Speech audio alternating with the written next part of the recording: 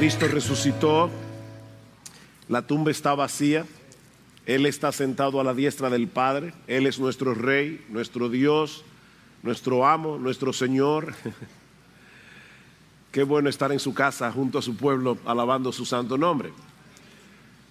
Pero ciertamente, hermanos, cuando lleguemos a la gloria y estemos todos juntos, de todo pueblo, toda tribu, lengua, nación, qué glorioso será poder alabar todos juntos al Cordero. Y hoy tuvimos un pequeñito ensayo al tener aquí hermanos de México, de Colombia, de Chile, de República Dominicana, de Cuba, de Estados Unidos, de Puerto Rico. ¿Qué se me está quedando? Costa Rica. Wow, gracias al Señor que tenemos la oportunidad de poder alabar juntos en esta mañana al pueblo de Dios. Yo les pido por favor que vayan conmigo a segunda a los Corintios, pero esta vez no al capítulo 1, sino al capítulo 12. Segunda a los Corintios, capítulo 12. No vamos a continuar, obviamente, nuestra serie en Primera a Tesalonicenses. Dice así la palabra del Señor: el gloriarse es necesario, aunque no es provechoso. Pasar entonces a las visiones y revelaciones del Señor. Conozco a un hombre en Cristo que hace 14 años, no sé si en el cuerpo, no sé si fuera del cuerpo, Dios lo sabe, el tal fue arrebatado hasta el tercer cielo. Y conozco a tal hombre, está hablando de sí mismo, si en el cuerpo o fuera del cuerpo, no lo sé, Dios lo sabe, que fue arrebatado al paraíso y escuchó palabras inefables que al hombre no se le permite expresar. De tal hombre sí me gloriaré, pero en cuanto a mí mismo no me gloriaré, sino en mis debilidades. Porque si quisiera gloriarme no sería insensatos, pues diría la verdad. Es decir, si quisiera gloriarse de esa visita al paraíso, mas me abstengo de hacerlo para que nadie piense de mí más de lo que ve en mí u oye de mí. Y aquí está mi texto que voy a estar exponiendo en esta mañana. Y dada la extraordinaria grandeza de las revelaciones, por esta razón, para impedir que me enalteciera, me fue dada una espina en la carne, un mensajero de Satanás que me abofetee para que no me enaltezca. Acerca de esto 3 veces he rogado al Señor para que lo quitara de mí. Y Él me ha dicho: te basta mi gracia, pues mi poder se perfecciona en la debilidad. Por tanto, muy gustosamente me gloriaré más bien en mis debilidades, para que el poder de Cristo more en mí. Por eso me complazco en las debilidades, en insultos, en privaciones, en persecuciones y en angustias, por amor a Cristo, porque cuando soy débil, entonces soy fuerte. Vamos a orar una vez más. Soberano Señor, cuánto necesita tu pueblo tu palabra. Cuánto necesitamos tus hijos, que tu Espíritu Santo venga y aplique con poder tu palabra en nuestros corazones. Estamos tan necesitados de ti. Seguramente en medio nuestro hay hermanos cansados, agotados en la carrera, hermanos que están abatidos a través de diversas dificultades, tribulaciones, aflicciones, pastores que están en medio nuestro debido al intensivo pastoral. Cuánto necesitamos, oh Señor, todos nosotros, que tú nos ministres en esta mañana. Ven y háblanos, porque te lo pedimos en el precioso nombre de Jesús. Amén. Yo supongo que algunos aquí, o probablemente muchos aquí, alguna vez han pensado que de no ser por algunas limitaciones, pudieran servir mejor, pudieran ser más útiles en el reino de Dios.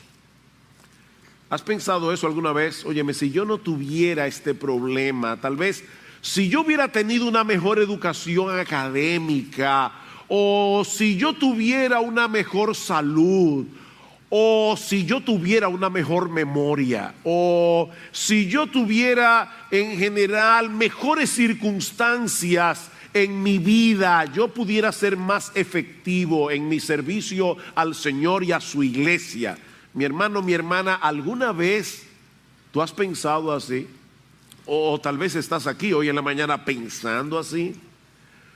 Esa forma de pensar no solamente surge de nuestro pecado, de nuestra percepción de las cosas, sino que también es alimentada por el mundo, que tiende a admirar a todas esas personas que, a pesar de muchas dificultades, que tienen que vencer muchos problemas, logran grandes cosas. Nos fascinan esas historias, ¿verdad? El individuo que, siendo pobre y en circunstancias bien difíciles, logran cosas extraordinarias, descansando únicamente en sus propias capacidades y en su propia determinación.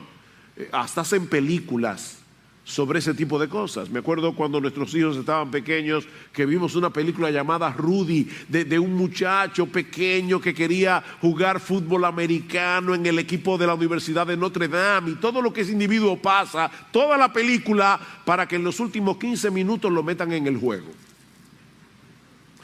Nos encantan esas historias de autoayuda.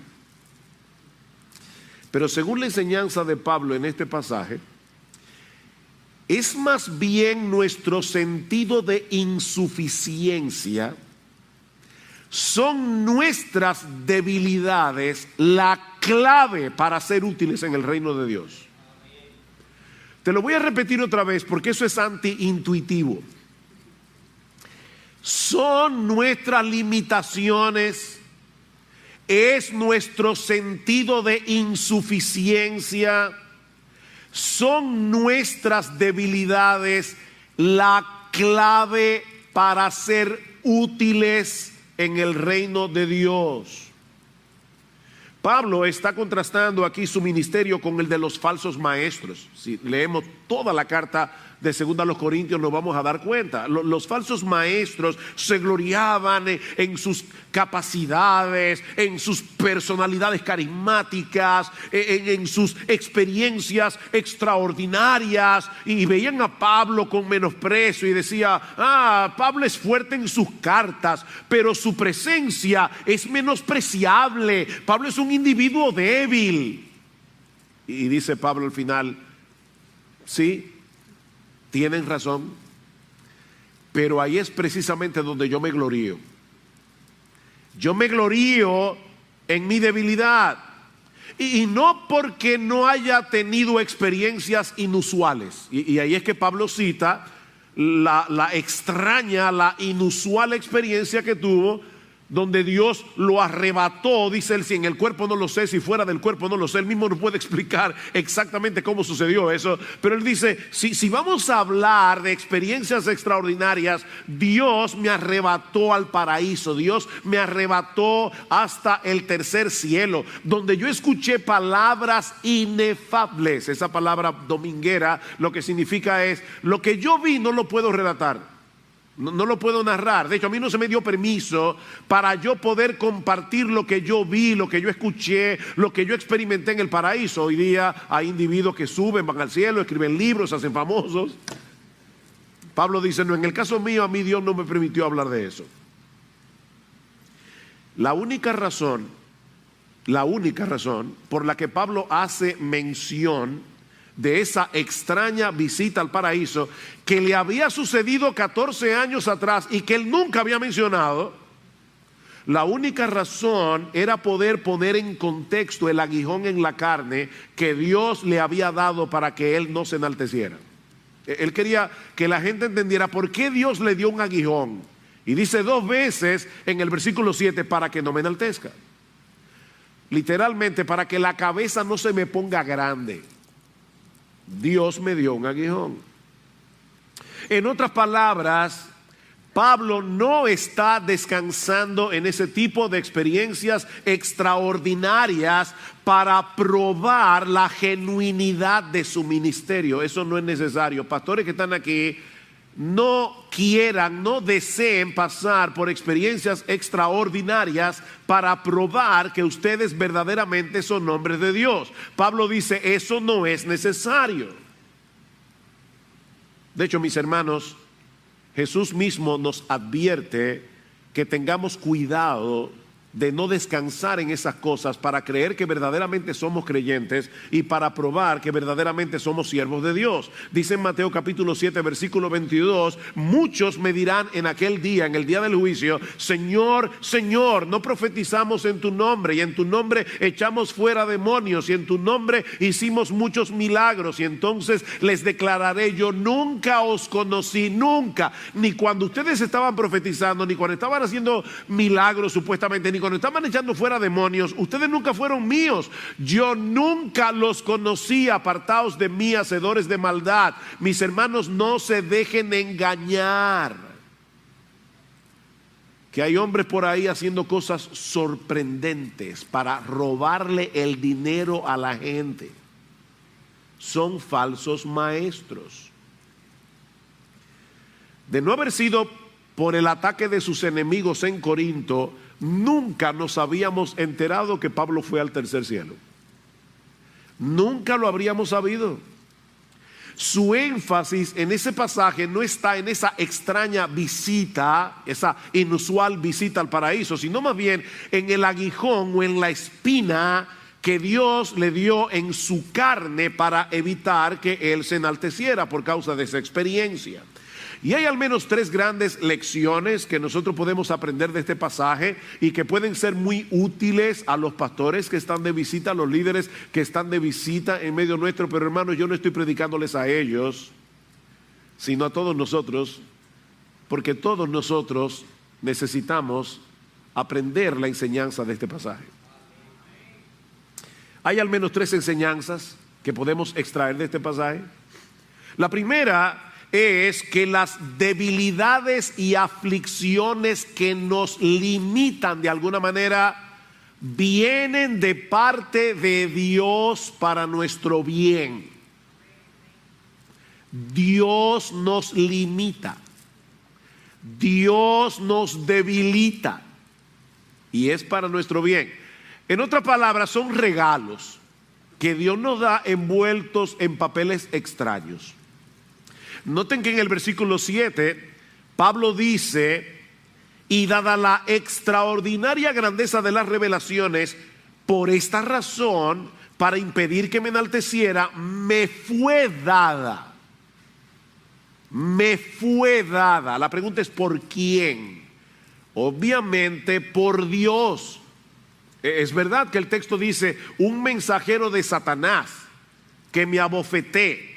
Sin embargo, dos veces dice Pablo que la razón por la que se le dio este aguijón era para que no se enalteciera, para que él no se enorgulleciera. Y a Satanás le habría encantado que Pablo se llenara de orgullo. Así que en última instancia, el diablo era un instrumento en las manos de Dios para humillar a Pablo. Pero esta aflicción, esta debilidad limitante le fue dada por Dios. Pastor, ¿y qué era este aguijón? Bueno, esa pregunta es muy simple, muy sencilla, no sé. Nadie lo sabe, se han dado muchísimas respuestas, pero de verdad no importa. No importa. De hecho, probablemente la razón por la que Pablo no menciona explícitamente cuál era el aguijón era porque tal vez los corintios sabían cuál era, pero en segundo lugar, para que cualquiera pudiera leer ahora la carta e identificarse con Pablo, aunque no estuviera sufriendo la misma aflicción. Así que esto es universal. Un aguijón en la carne, no sabemos lo que era. Ahora es obvio que se trataba de una aflicción bastante severa. Miren, mis hermanos, si hay algo de lo que no podemos acusar a Pablo, es de que era un hombre ñoño. Ese tipo de persona que todo se le encuentra difícil, que se queja por cualquier tontería. En el capítulo 11, Pablo da un resumen de sus dificultades que él había tenido que sufrir por causa del ministerio. Vean el capítulo 11, versículo 24. 5 veces he recibido de los judíos 39 azotes. Los judíos eran tan quisquillosos con la ley que como se prohibía que se diera 40 azotes, ellos le dieron a Pablo 39. 3 veces. 3 veces he sido golpeado con varas. Una vez fui apedreado.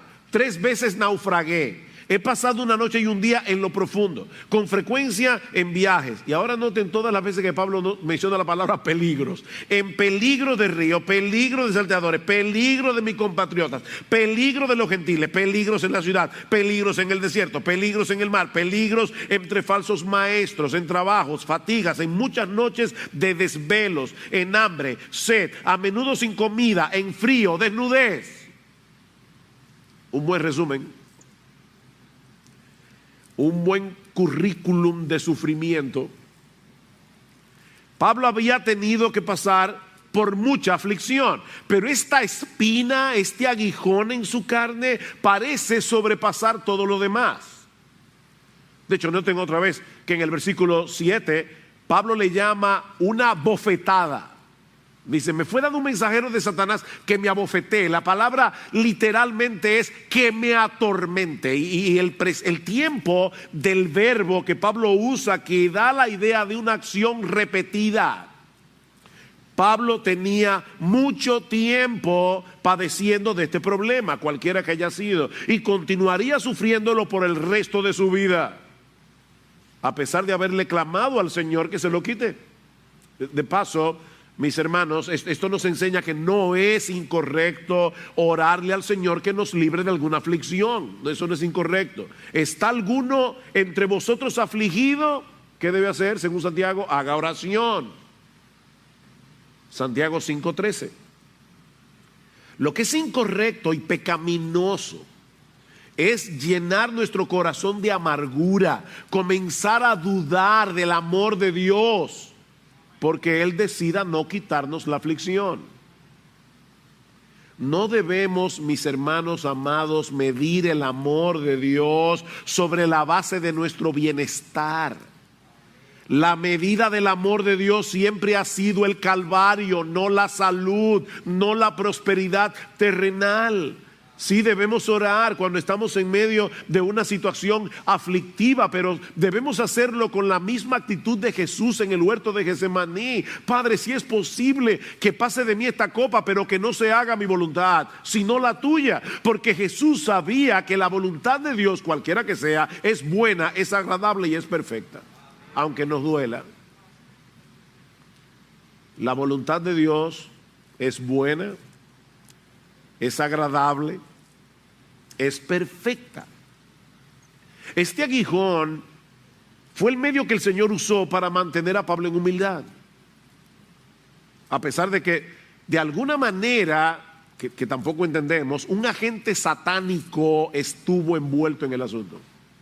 Algunos sugieren, como dice, un mensajero de Satanás. Algunos sugieren que era Dios afligiéndolo con algún tipo de enfermedad y el diablo diciéndole, Pablo, tú ves que Dios no te ama, tú le sirves, eres un misionero, tú tal vez serías más útil si Dios te quitara ese aguijón, y ese mensajero del diablo estaba ahí, tiquiti, tiquiti, tiquiti. Es posible. Mis hermanos, nuestro Dios es soberano y Él tiene control de todas las cosas, y eso incluye los ataques del enemigo de nuestras almas, eso incluye los pecados que otros cometen contra nosotros. Dios es soberano y en su sabiduría, en su bondad, todo lo que Él decreta para nosotros, aunque no lo entendamos, es para su gloria y para nuestro bien. Así que noten que en un mismo suceso el diablo y Dios estaban envueltos. Dios está tratando de hacer algo en la vida de Pablo y el diablo también. Yo no sé si ustedes se dieron cuenta del contraste, porque honestamente yo no lo había visto hasta esta semana. Y he leído ese pasaje un montón de veces. Eso es lo bueno de la Biblia, es un pozo sin fondo. Pablo está diciendo en el principio del pasaje, Dios me permitió ir al tercer cielo. Y luego dice que le enviaron un mensajero desde el infierno. ¿Qué contraste? Comienza en el cielo y a la mitad un mensajero de Satanás. Un mensajero desde el infierno. Qué extraña es la vida, ¿verdad? La vida del creyente. Qué paradójica. Dios y el diablo obrando juntos con dos propósitos muy diferentes. Y nosotros no somos ni títeres de Dios ni títeres del diablo. Dios está tratando de hacer algo en tu vida, el diablo está tratando de hacer algo muy diferente y tú, en medio de la situación, no eres un títere. Nosotros somos responsables de reaccionar piadosamente, somos responsables de reaccionar sabiamente en medio de la providencia aflictiva, y eso nos lleva a nuestro segundo encabezado. Debemos aceptar gustosamente, no con resignación. Debemos aceptar gustosamente las limitaciones que Dios trae a nuestras vidas, porque Él será glorificado en nuestra debilidad. Para que no se distraigan, déjenme repetir otra vez.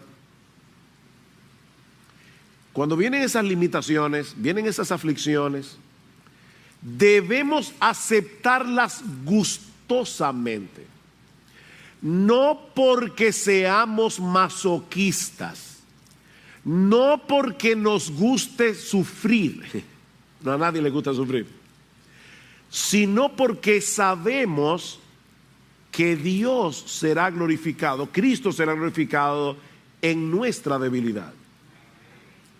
Pablo le había pedido al Señor al menos en 3 ocasiones que lo libre de este aguijón. Y algunos comentaristas presuponen que Pablo se refiere a 3 ocasiones específicas en las que él percibió en una forma muy aguda el impacto debilitante de esta espina o de este aguijón en su carne.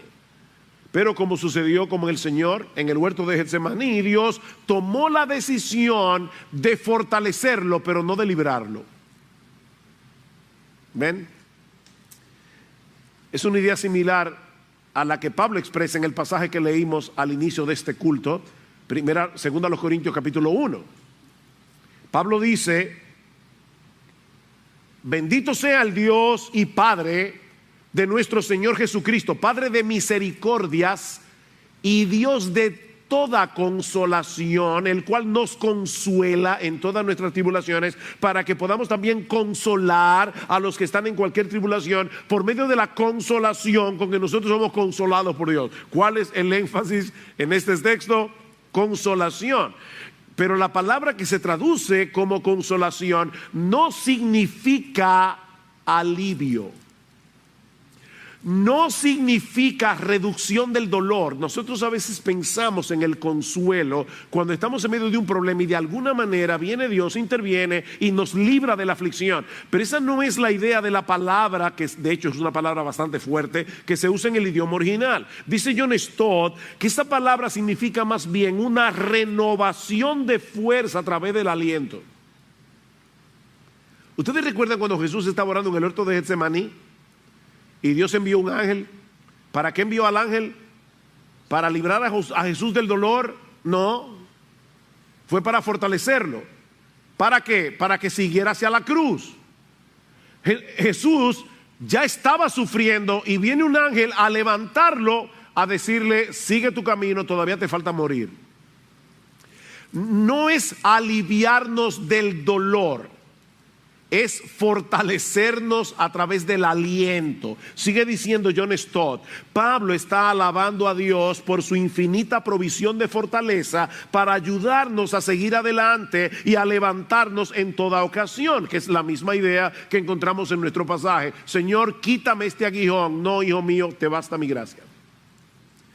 Mi gracia es suficiente porque mi poder se perfecciona en la debilidad. Siempre que yo leo este pasaje, no puedo evitar pensar en Spurgeon, porque Spurgeon, el gran predicador inglés, en una ocasión iba en su carroza de caballos a predicar en un lugar. Él estaba sumamente nervioso por el peso de la responsabilidad de la predicación, y dice que de repente recordó este texto: bástate mi gracia, mi poder se perfecciona en la debilidad. Y Spurgeon dice: por primera vez yo noté la ironía del texto y comencé a reírme a carcajadas en la carroza. ¿Por qué? Te basta mi gracia. Mis hermanos, ¿de qué tamaño es la gracia de Dios? La gracia de Dios no es algo que Dios da, es parte del carácter divino. O sea que la gracia de Dios es del tamaño de Dios. Y la pregunta es, ¿te basta su gracia? Usted sabe lo que es un guppy, ¿verdad? Un guppy es un pececito que es de agua salada, de agua dulce, pero es un pececito, es chiquitico. Es como decirle a un guppy, ¿te basta el Atlántico o tú necesitas más agua? Eso fue lo que Spurgeon entendió. Bástate mi gracia. Tal vez Pablo le había argumentado a Dios en oración, yo estaría en una mejor condición para servirte si tú me libras de este aguijón, si tú me sacas esta espina debilitante, yo estaré mejor equipado para hacer tu obra. Y el Señor viene y le hace ver que era todo lo contrario. No, Pablo, esa limitación es la clave de tu utilidad. Es necesario que yo te mantenga así, porque esa es la manera que yo estoy utilizando para magnificar el poder de mi Hijo en ti. Bástate mi gracia. Ahora es importante aclarar que cuando Pablo habla aquí de debilidades, él no se está refiriendo a una debilidad moral. En otras palabras, Pablo no está diciendo, bueno, yo tengo problemas con la codicia, tengo problemas con la lujuria, tengo problemas con la pornografía, se me hace muy difícil perdonar a nadie, pero no importa porque el poder de Dios se perfecciona en la debilidad. No tengo otra vez el versículo 10. Por esto me complazco en las debilidades. ¿En qué? En insultos, en privaciones, en persecuciones, en angustias. No son debilidades morales, son debilidades limitantes. En otras palabras, Pablo había abrazado su identidad como un mero vaso de barro en el que Dios había colocado el tesoro del Evangelio. En el capítulo 4, versículo 6, Pablo está explicando algo acerca de su ministerio. Dice, yo predico la palabra porque Dios, que mandó que de las tinieblas resplandeciese la luz, es el que resplandeció en vuestros corazones para iluminación del conocimiento de la gloria de Dios en la faz de Jesucristo. Pablo dice, yo soy un predicador del Evangelio, yo no me predico a mí mismo, y la razón por la que yo predico el Evangelio, a pesar de que Satanás ha cegado el entendimiento de los incrédulos para que no les resplandezca la luz del Evangelio de la gloria de Dios en la faz de Jesucristo, aunque los pecadores están ciegos, yo predico el Evangelio porque es a través de la predicación que el Dios que en Génesis capítulo 1 versículo 3 dijo sea la luz, ahora viene a los corazones de los incrédulos y les dice sea la luz para que puedan ver la gloria de Dios en la faz de Jesús. Y ahora note lo que dice el versículo 7, pero wow, qué ministerio más glorioso, ¿verdad? Pero tenemos este tesoro en vasos de barro para que la excelencia del poder sea de Dios y no de nosotros. Amén. ¿Ustedes ven el contraste? La grandeza de la gloria divina que se revela en el Evangelio y la fragilidad de los vasos que llevan el mensaje. Ese es el contraste. Nuestra debilidad, mis hermanos, no es un impedimento para que se manifieste el poder de Dios en nosotros. Eso magnifica su poder. Dios no necesita de grandes personalidades. Dios no necesita de grandes recursos para hacer su obra. No, mis hermanos, Dios hace evidente la extraordinaria grandeza de su poder al usar personas comunes y corrientes como tú y como yo.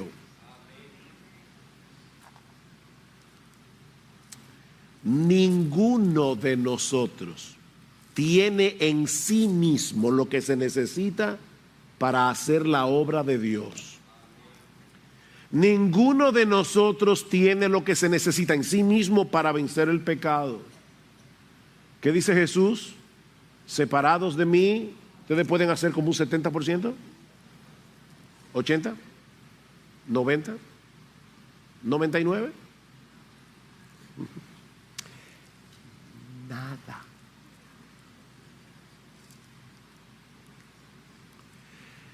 separados de mí, nada. Nosotros somos un ejército de nadas. Tú eres nada, nada, nada. El problema es que todos tenemos la tendencia a confiar en nosotros mismos. Ese es el problema. Y Dios en su bondad se encarga de recordarnos lo que somos a través de esos aguijones que nos debilitan, nos limitan, para que dependamos enteramente de Él. ¿Recuerdan lo que Miguel leyó en el capítulo 1 otra vez de 2 Corintios? Pablo dice, miren, ustedes no ignoran que cuando estuvimos en Asia, fuimos abrumados de tal manera que hasta perdimos la esperanza de conservar la vida. Teníamos sentencia de muerte, dice Pablo, a fin de que no confiáramos en nosotros mismos, sino en Dios que resucita a los muertos. Dios, en esa aflicción en Asia, estaba destruyendo la confianza de Pablo, porque su poder se perfecciona en nuestra debilidad. Hermanos, es cuando estamos conscientes de nuestras deficiencias que clamamos desde lo más profundo de nuestro corazón por la asistencia de Dios. Y entonces Dios magnifica su gracia en nosotros y a través de nosotros. De ahí la sorprendente, extraña, inusual reacción de Pablo. ¿Cómo reaccionó Pablo ante estas limitaciones, debilidades, aflicciones en su carne, cuando Dios le reveló el propósito, como te lo está diciendo hoy a ti, y a ti, y a ti, y a ti hoy en la mañana a través de su palabra? ¿Cómo reaccionó Pablo? En vez de llenarse de resentimiento contra Dios, de amargura, de depresión, por limitarlo de esa manera, Pablo le da la bienvenida. Él aceptó gustosamente ser debilitado. En el versículo 30 del capítulo 11, Pablo dice que si tiene que gloriarse de algo, dice, me gloriaré en mis debilidades.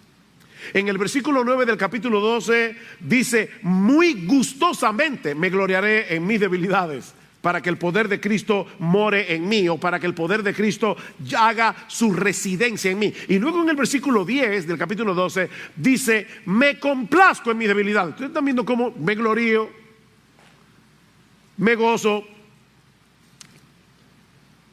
para usar una palabra que está de moda, lo recibo. Me complazco. ¿Saben lo que significa esa palabra? Significa estar satisfecho, gozarse, aceptar con agrado, preferir, disfrutar. Pablo está diciendo, bienvenidas sean todas estas aflicciones. No porque me gozo en el dolor, no, sino porque cuando soy débil, entonces soy fuerte. Esa conexión es importante. Cuando entonces, Pablo está diciendo, es cuando soy consciente de mi debilidad que entonces soy fuerte, porque eso me lleva a depender enteramente de Él y no de mí. Vamos a ver el texto a la inversa. Cuando yo creo que soy fuerte, ahí es que yo soy débil. Mira, mi hermano, cuando tú crees que te las sabes todas, precisamente cuando tú crees que puedes, estás perdido.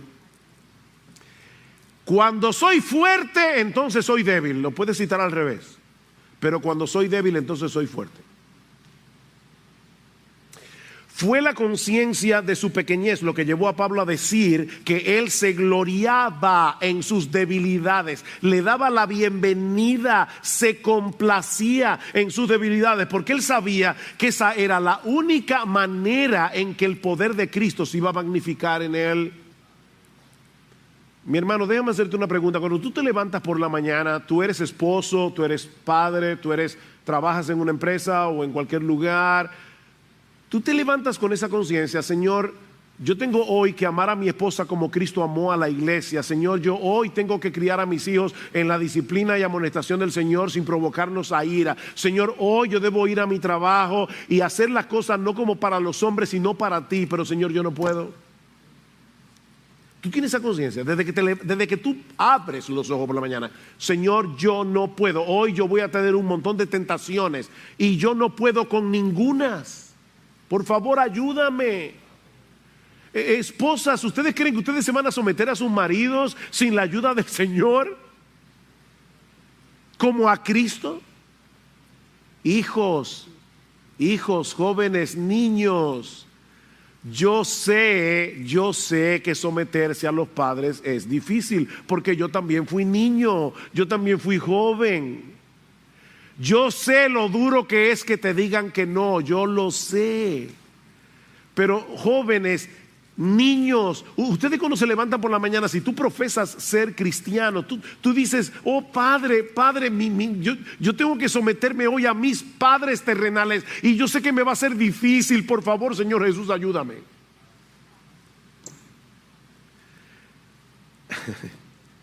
Jóvenes, escúchenme una cosa, porque ustedes son los que tienen más vulnerabilidad a esto. No se dejen confundir por todos esos mensajes de autoafirmación que escuchamos todo el tiempo por todas partes. Tú puedes, tú tienes el potencial para hacer grandes cosas, solo tienes que creer en ti. Wow, y sale uno, wow, sí, yo puedo.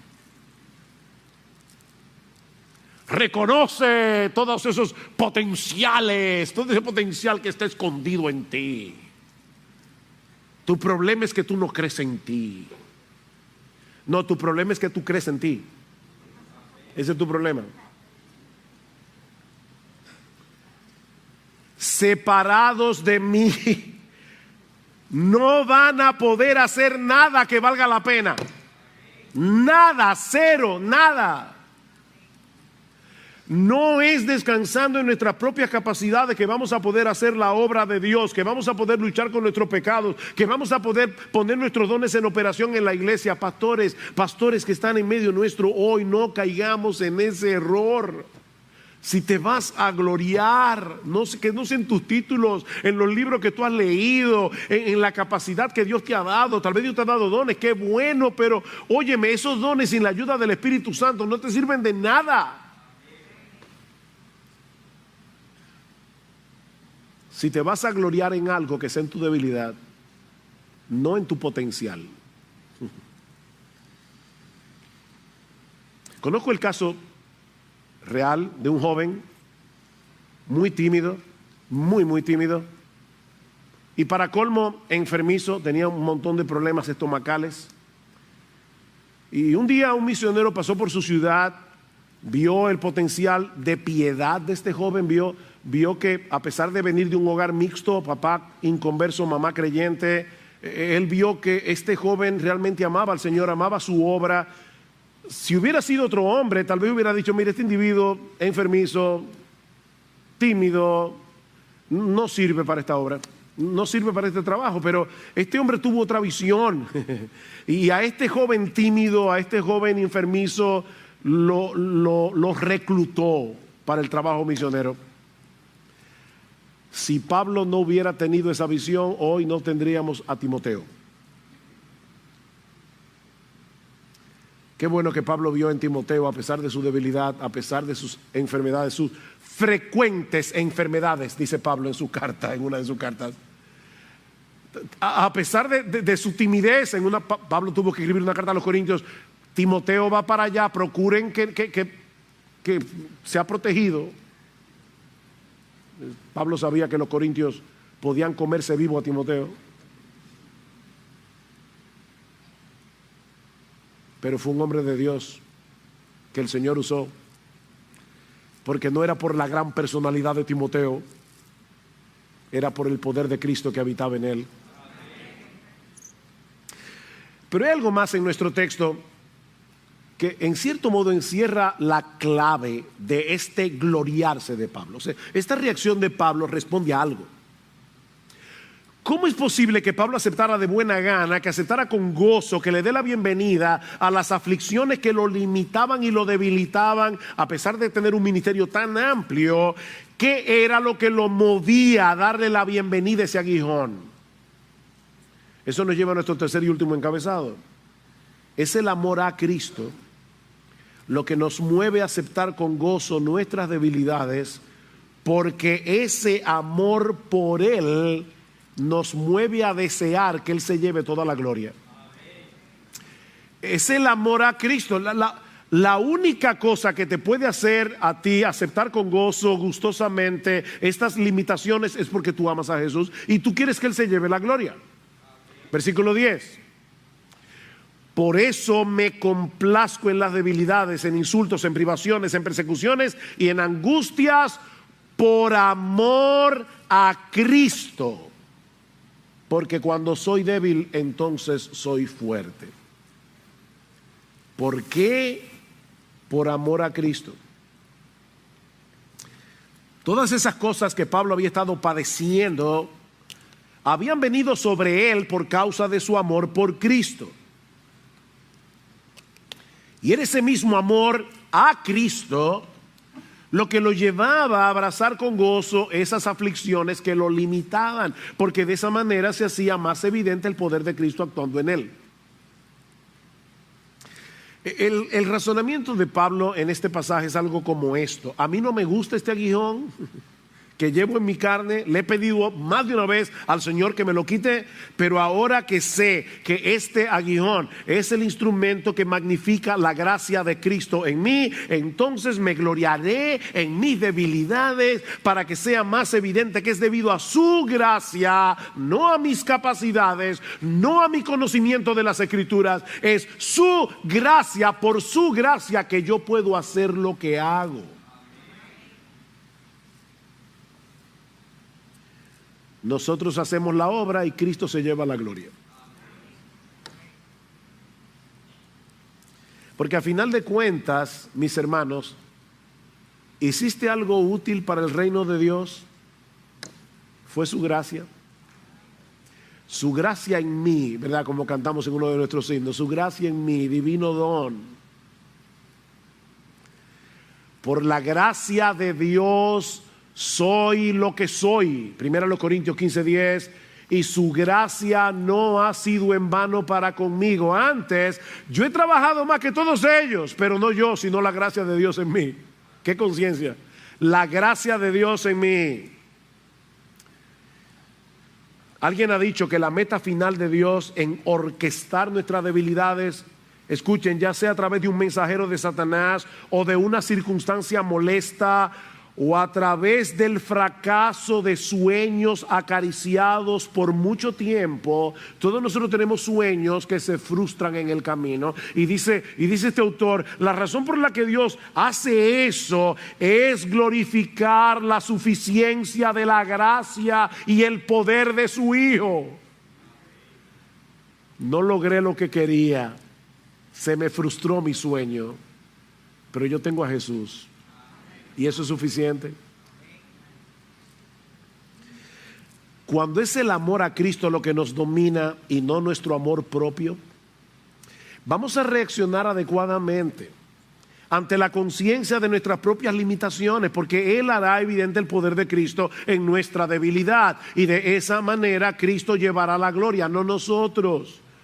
John Piper lo dice de esta manera: la más profunda necesidad que tú y yo tenemos en la debilidad y en la adversidad no es obtener un alivio rápido, sino una confianza bien cimentada de que las cosas que nos pasan forman parte del más grande propósito en el universo. Wow, ¿y cuál es ese gran propósito del universo? La glorificación de la gracia y el poder de su Hijo.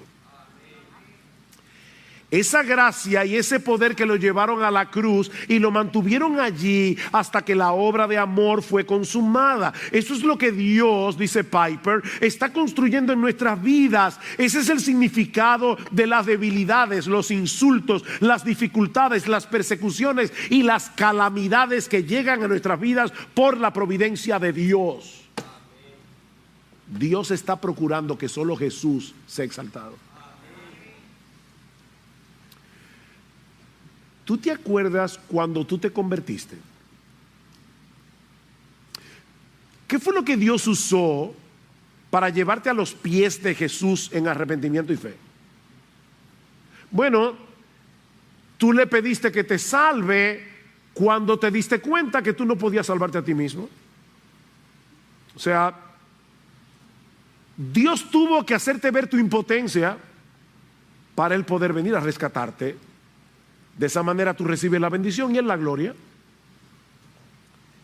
Bueno, mi hermano, mira, es así como funciona toda la vida cristiana, no solo la conversión. De eso se trata. En cada paso de avance en nuestro crecimiento espiritual, en cada cosa que hagamos para la edificación del reino, no podemos.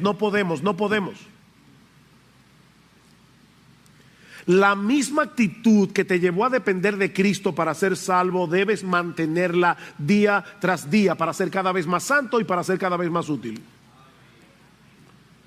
La vida cristiana avanza como comenzó. No es que tú te conviertes en tu impotencia y ya luego eres empoderado. No.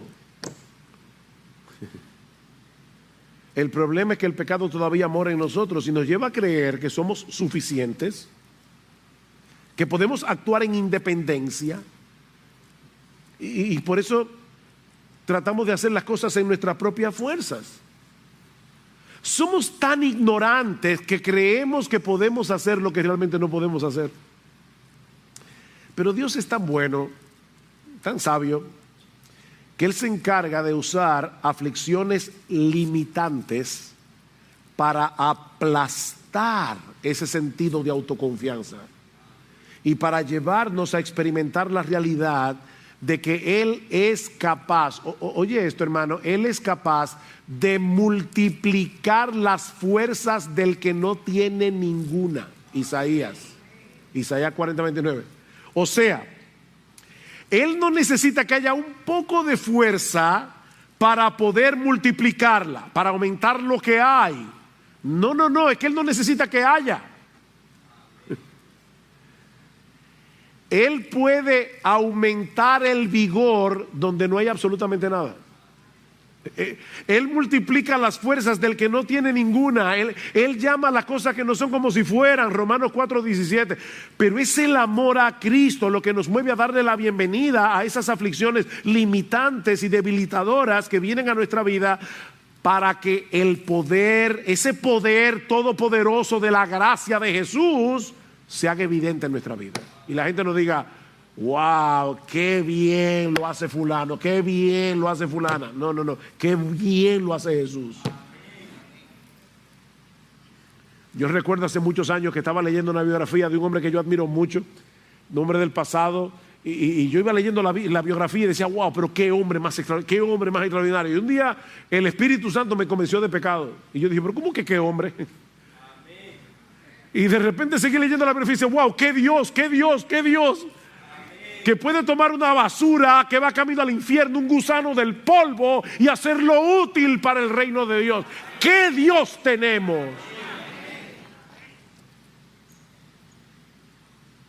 Así que mi hermano, mi hermana, no te quedes ahí postrado lamentando tu debilidad, lamentando tus limitaciones. Abraza con gozo esa conciencia de pequeñez, abraza con gozo esa insuficiencia que te mantendrá de rodillas en dependencia de tu Señor, mientras pones tus dones en operación para la gloria de tu redención en la edificación de la iglesia y la salvación de los perdidos.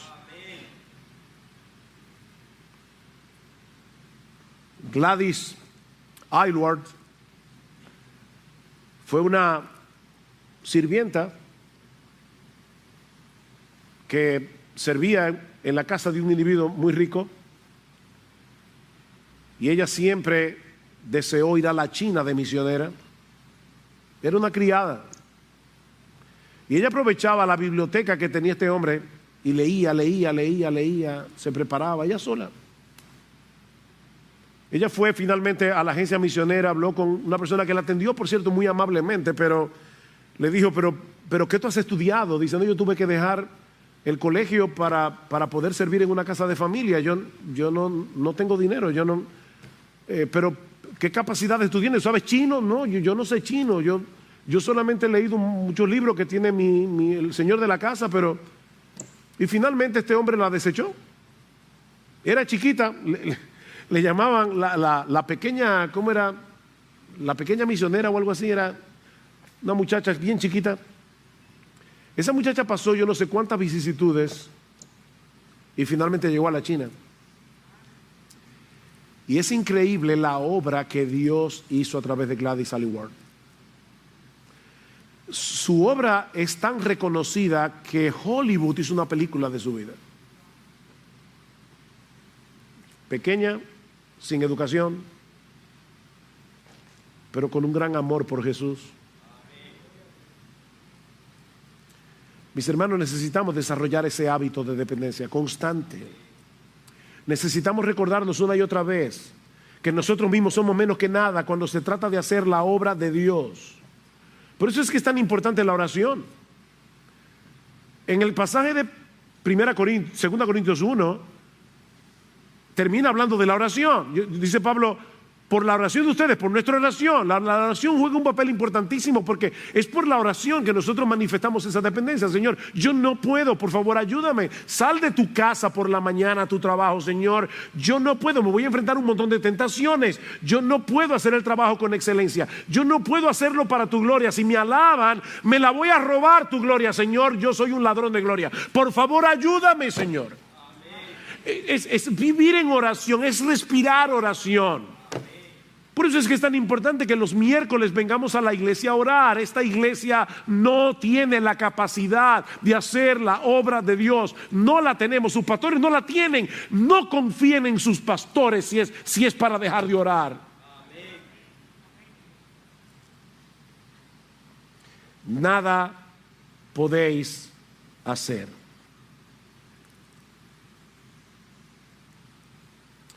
Separados de Cristo somos un cero a la izquierda.